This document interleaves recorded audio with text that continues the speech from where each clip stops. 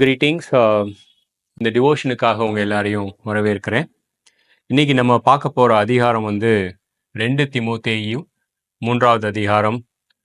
இதில் வந்து பவுலினுடைய ஞான வார்த்தைகள் தீமோத்தேயுக்கு. ஸோ எதை குறித்த ஞானம் அப்படின்றத பார்க்கலாம். என்னைக்காவது ஒரு நாள் வந்து உங்களை வந்து ஒரு தவறான விஷயம் அல்லது ஒரு தவறான ஒரு நபர் அப்செட் பண்ணியிருக்காங்களா? டு அன் எக்ஸ்டென்ட் உங்களுடைய முழு எனர்ஜியும் அந்த நாளில் அந்த தவறான விஷயத்துக்கு செலுத்தப்பட்டிருக்கு. அந்த சரியான விஷயத்திலிருந்து உங்களுடைய ஃபோக்கஸ் எடுபட்டு போயிருக்கு. ஸோ சாத்தான் வந்து இந்த விஷயங்களில் ரொம்ப கிளவராக நம்மளை திசை திருப்பி விடுவான்.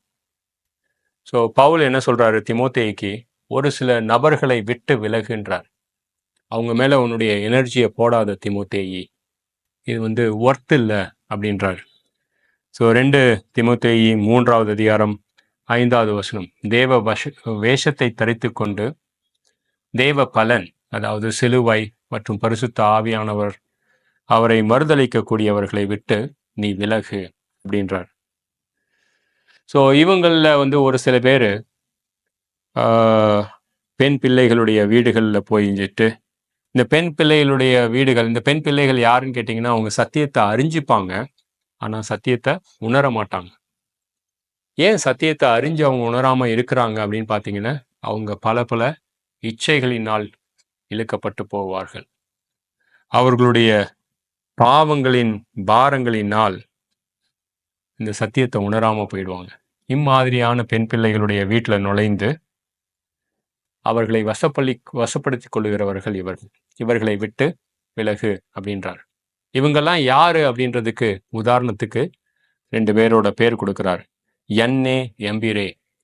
இந்த 2 நபர்கள் தான் வந்து பார்வோனுடைய அரண்மனைக்குள்ள மோசே வந்து அந்த கர்த்தர் கொடுத்த அதிசயத்தை பண்ணிட்டு இருக்கும் பொழுது அந்த அதிசயத்திற்கு எதிராக இவங்க பண்ணினாங்க. மோசே வந்து அந்த கோலை போட்ட போது அது பாம்பா மாறின பொழுது அவங்களும் அந்த கோலை போட்டு பாம்பா மாத்தினாங்க. ஸோ இவங்களை குறித்து நீ ரொம்ப எனர்ஜி வேஸ்ட் பண்ணாத அப்படின்றாரு. அதுக்கு வந்து ஏன் வேஸ்ட் பண்ணக்கூடாதுன்றதுக்கு காரணமும் சொல்றாரு. இவர்கள் திருப்பத்தியுள்ள மனுஷர்கள், விசுவாசத்தின் பரீட்சையில் நில்லாதவர்கள், இவர்கள் அதிகமாய் பலப்பட மாட்டார்கள். அவ்விருவர்களுடைய மதிக்கேடு எல்லாருக்கும் வெளிப்பட்டது போல இவர்களுடைய மதிக்கேடும் எல்லாருக்கும் வெளிப்படும். ரைட்? ஸோ இது வந்து மத்தேயு 15 வந்து இயேசு கிறிஸ்து சீசர்களுக்கு சொன்ன மாதிரி தான்.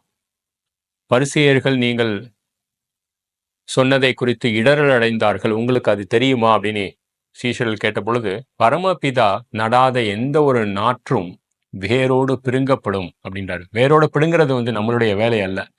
மத்தேயு 13வது அதிகாரம், இது பரமபிதாவினுடைய வேலை. ஸோ குருடனுக்கு வழிகாட்டினால் இவர்கள் இருவரும் குழியில் தள்ளப்படுவார்கள். அதை குறித்து நீ ரொம்ப பிரச்சனைக்குள்ளாகாத அப்படின்னு இயேசு கிறிஸ்து சொன்னார்.